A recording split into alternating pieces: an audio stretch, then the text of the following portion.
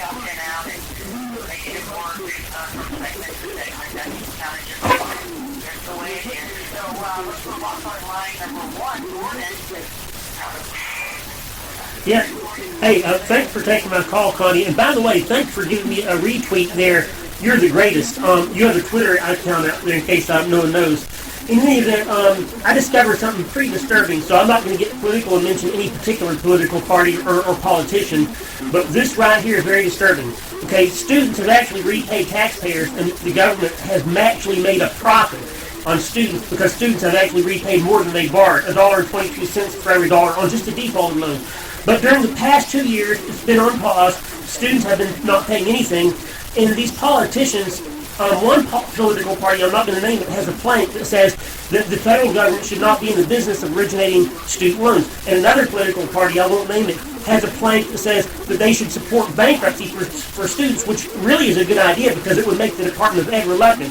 And I want to tell you, if either of the two parties, that I'm not going to name, should not be political, if either one would do what they promised to do, then it would slow the lending down. But if they don't, we're going to crash the dollar because almost 10% of total debt is college debt. So all these memes that go around say, the student, you took the debt out, you pay it. There's another meme that says to the government, you loaned a jobless teenager $100,000. Number 2, take the L and learn personal responsibility. So everyone within the listening of my voice, if you don't call your politicians of either political party and tell them to stop bleeding us to death, the taxpayers and the students are going to be very badly hurt, and the colleges are going to make off like a bandit. And we will crash the dollar because we're headed in that direction.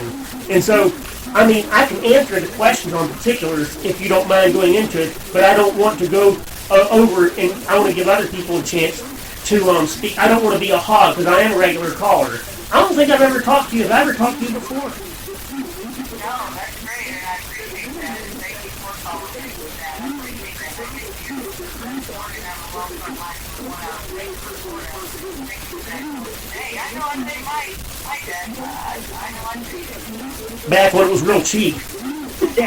The taxpayers and the students are going to be very badly hurt, and the colleges are going to make off like a bandit. So we will crash the dollar because we're headed in that direction. And so, I mean, I can answer the questions on particulars if you don't mind going into it, but I don't want to go over, and I want to give other people a chance to speak. I don't want to be a hog because I am a regular caller. I don't think I've ever talked to you. Have I ever talked to you before? No, that's great, and I appreciate that, and thank you for calling in with that. I appreciate that, and I did see your tweet. So that's Gordon out of wildcard line number 1 out of Lakeland, Florida. Thank you for that, Gordon. Hey, I know I paid my debt. I know I paid it, so pretty quickly with that point. Just be done with it, just quickly. But man, yeah, that gets all political, deep into really having to know that kind of thing. So thank you for that information. I appreciate that. Cornelius out of Waltham, line number 2. Cornelius, Louisiana, what's up? Connie, good Lord, baby. I've been wanting to call you. I'm so glad you're back on Coast. I wanted to tell you so many coast-to-coast people reach out to me, and there's a guy named John that's been sending you information, like videos of me and stuff.